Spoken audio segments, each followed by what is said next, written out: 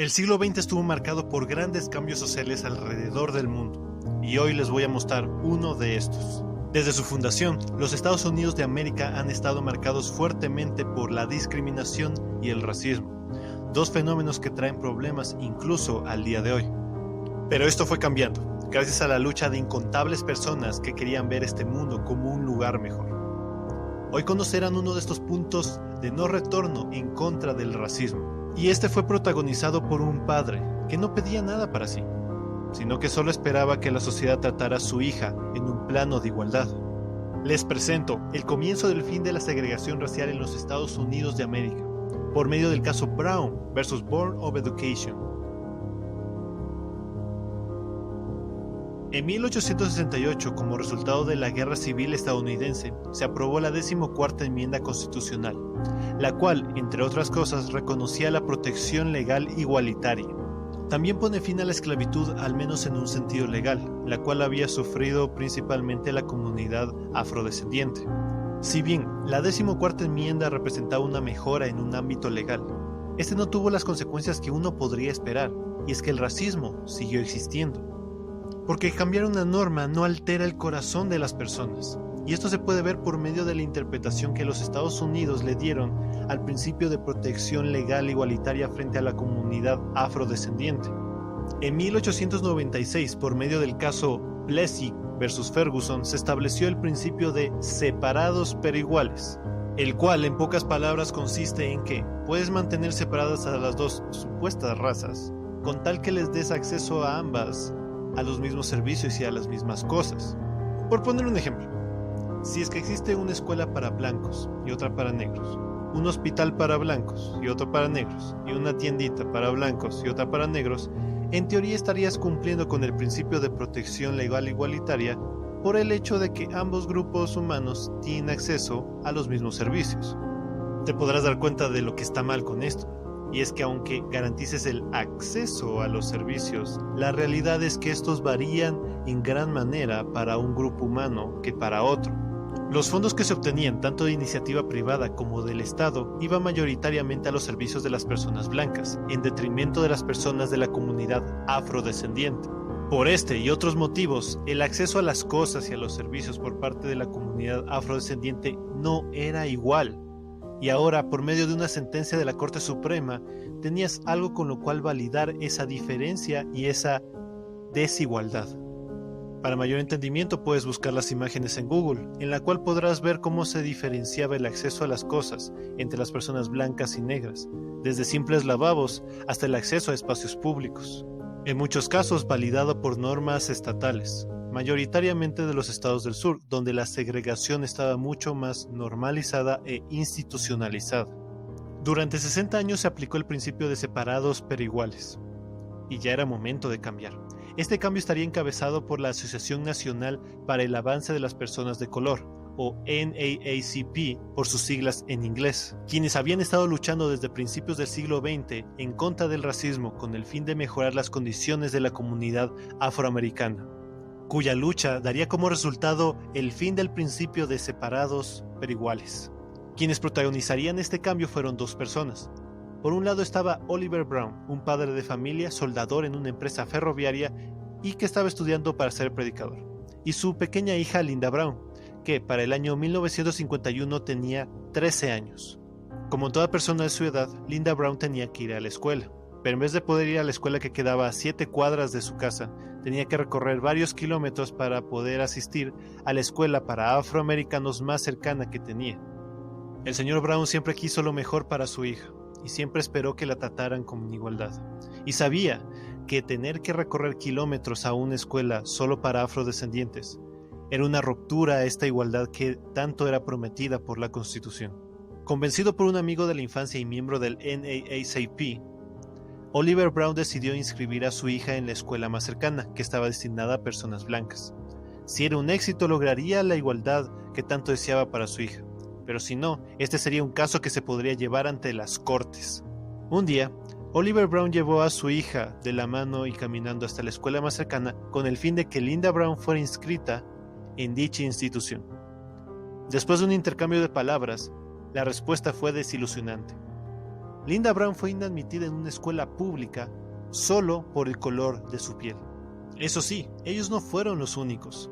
20 niños y 13 padres de familia habrían sufrido la misma discriminación al momento de inscribir a sus hijos en escuelas públicas. Con esto en mente se propuso un caso ante la Corte Distrital, en el cual las familias estarían representadas por el señor Oliver Brown y la pequeña Linda Brown. En el caso Brown vs. Board of Education of Topeka, el lugar donde ocurrieron estos hechos. Si bien la Corte Distrital ya puntualizó los problemas que tenía esta separación, no tuvieron más remedio que aplicar el precedente jurisprudencial de separados pero iguales del caso Plessy contra Ferguson, y de esta forma fallaron en contra de los accionantes, la familia Brown y compañía, por el hecho de que así lo había dicho la más alta corte de ese país, la Corte Suprema de los Estados Unidos, y no era algo que como jueces distritales pudieran inaplicar por su propia voluntad. Porque la Corte ya había determinado que este principio era constitucional y también las normas que validaban su aplicación. Sin embargo, por medio del caso Brown, este principio estaba a punto de caer. El caso llega a la Corte Suprema de Justicia de los Estados Unidos de América, liderada recientemente por Aaron Warren. Y ojo, no solo llegó por el caso Brown, sino por otros incidentes también ocurridos en los estados de Carolina del Sur, Virginia y Delaware, conjuntamente con Kansas. Se encontraron en el debate por un lado, The Board of Education, los cuales alegaban que las escuelas públicas tenían prestaciones similares y que por ende se garantizaba la igualdad por medio de la separación. Por otra parte estaba la postura de Thurgood Marshall, el defensor de las familias afectadas como fue el caso de la familia Brown, centrando la discusión en los efectos mismos de la segregación y cómo esta afecta a la protección legal igualitaria y por ende es inconstitucional. De esta manera se cuestionaba el principio creado en el caso Plessy vs. Ferguson, y que separados pero iguales no podría ser mantenido con el texto constitucional.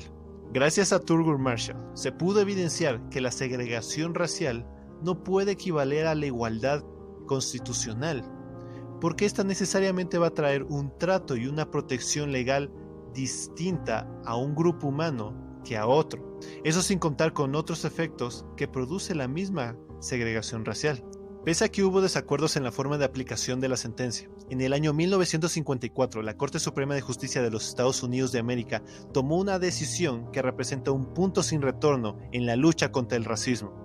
Impulsados por Aaron Warren, con 9 votos a 0 y con una decisión por unanimidad, la Corte Suprema de Justicia determinó que el principio de separados pero iguales es inconstitucional y por ende también las normas que se basan en ese principio. ¿Significa que desde ese momento todo fue paz y amor y el racismo fue eliminado de la faz de la tierra? Ni mucho menos. Las cosas no cambiaron rápidamente. La primera cuestión es que en la sentencia no se dijo cómo aplicar la decisión, sino que se le dejó a los diferentes estados que tomaran las medidas necesarias para ir eliminando el principio de separados pero iguales. Esto originó que la Corte Suprema tenga que tomar una segunda decisión en este caso, conocida como Brown vs. Board of Education 2, en la cual se les daba la orden expresa a los estados de que ya tomaran cartas en el asunto. Si bien hubieron estados que lo hicieron relativamente bien, como es el curioso caso de Kansas donde se originó todo este caso, esta no fue una realidad general del país. Está el caso del alcalde Orval Faubus de Arkansas, que sacando la guardia estatal impidió que 9 personas afrodescendientes ingresaran a la secundaria Little Rock, lo cual no se pudo impedir hasta que el presidente Eisenhower mandó a la Guardia Federal para que estas personas pudieran estudiar. Como ejemplos de estos hubieron muchos que impidieron que se pudiera eliminar el racismo y entender que somos iguales. Sin embargo, estos ejemplos no nos deben desilusionar, ni impedir entender el verdadero valor del caso Brown vs. Board of Education.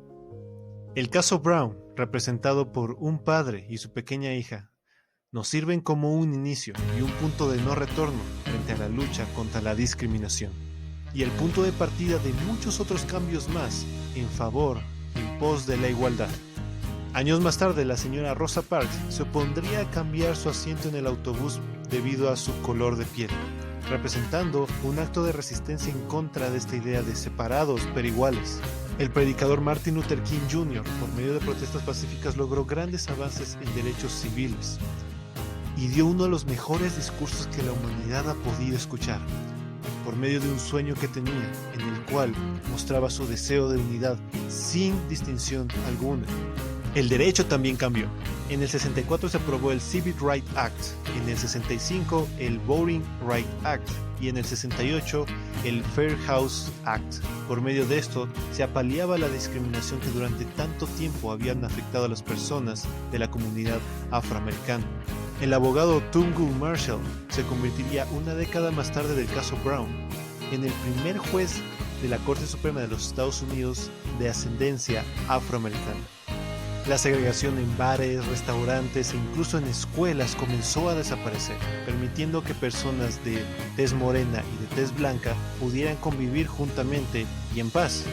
Al fin comenzaba esa unidad y esa fraternidad que muchas personas ya antes habían predicado y habían soñado.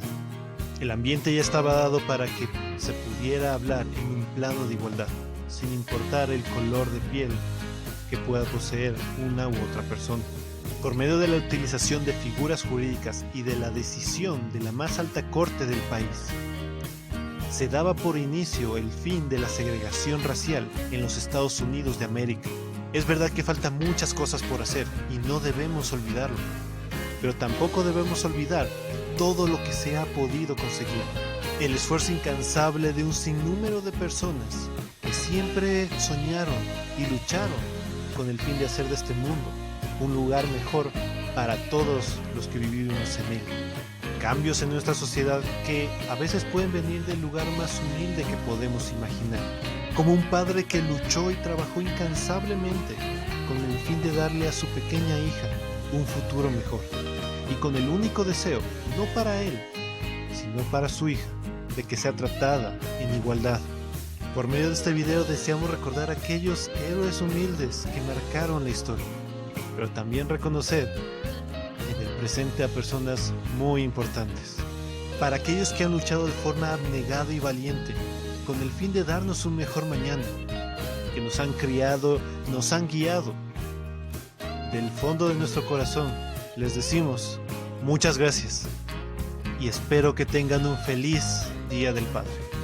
A todo el que me escuchó, de verdad muchas gracias por ello, y en especial a mi papá, que desde que nací me ha brindado todo su tiempo y cada día ha luchado de forma abnegada por brindarme un mejor mañana. Sin más que decir, nos vemos en el siguiente video.